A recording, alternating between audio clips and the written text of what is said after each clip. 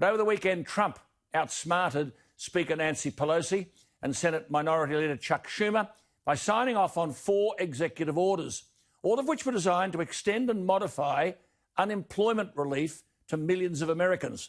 The Democrats had refused to budge on proposed legislation which would have implemented the measures. Get the message? The intention was, of course, to deprive the electorate of Donald Trump's stimulus measures, and that way voters' frustrations would be directed at Trump. Well, they failed. What's more, Trump was attacking voter fraud. Trump rightly says that voters should have to verify their identity by signature and photo ID when casting their vote. What's wrong with that? I wish the same happened here in Australia. Instead, both major political parties let multiple voting occur because they think it works in their favour. What Democrats fear the most about Donald Trump is that he gets the economy working. He is a job-creating president. In May, 2.5 million jobs created. In June, 4.8 million. In July, another 1.8 million. If Americans are serious, as I think they are, about climbing out of this economic hole, there's no way you could possibly think Biden. Let's see what Miranda thinks about all this. Miranda, thank you for your time. Just before we get to Sleepy Joe, Donald Trump went over the heads of Nancy Pelosi and Chuck Schumer. Well, it was wonderful because Nancy Pelosi, the House Speaker, is always spoken about as if she's a master strategist, a master negotiator. And she was completely gazumped by President Trump. And she spent the weekend flailing around on Sunday television, trying to justify herself. And even the most friendly journalists were saying, but, you know, surely you admit you've blown it. And all she had in response was to do her, you know, performance Catholic stuff, saying a prayer on television.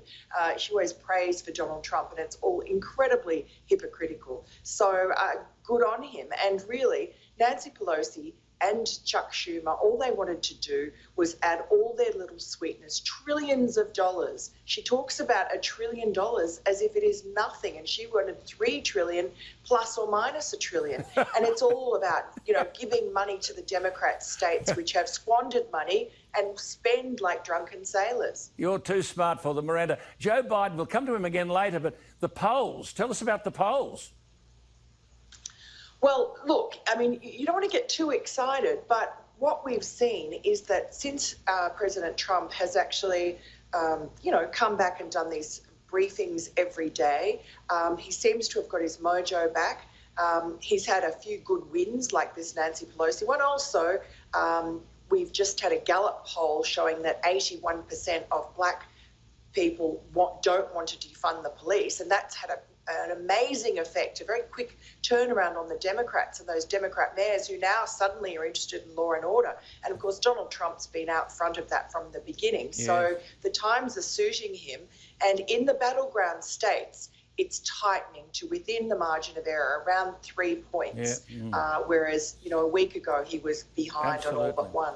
Miranda, China, how much will Trump pulling China into line be a plus for him in the minds of the American voter? Because their jobs in the US economy have been crippled by this Wuhan virus. Well, very much. And he makes a point every day. Today he was doing it again to call it the Chinese virus, the CCP virus. He's always very keen to point out that he holds China responsible for this, that he is the first president to actually extract anything in terms of trade before the pandemic from China.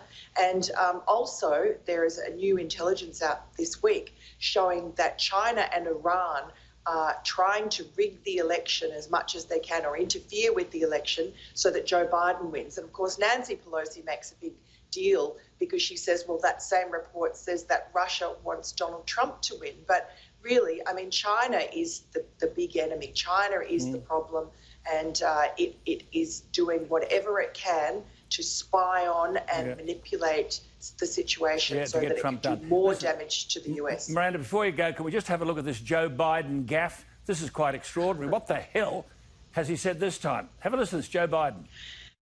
Have you taken a cognitive test? No, I haven't taken a test. Why the hell would I take a test? Come on, man. That's like saying before you got in this program, if you take a test where you're taking cocaine or not, what do you think, huh? Are you a junkie? What do you say to President Trump who brags about his test and makes your mental state an issue for voters? Well, if he can't figure out the difference between an elephant and a lion, I don't know what the hell he's talking about.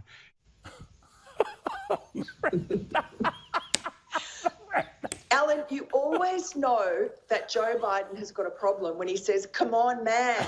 You know that he's in trouble. I can't say it like he does. No.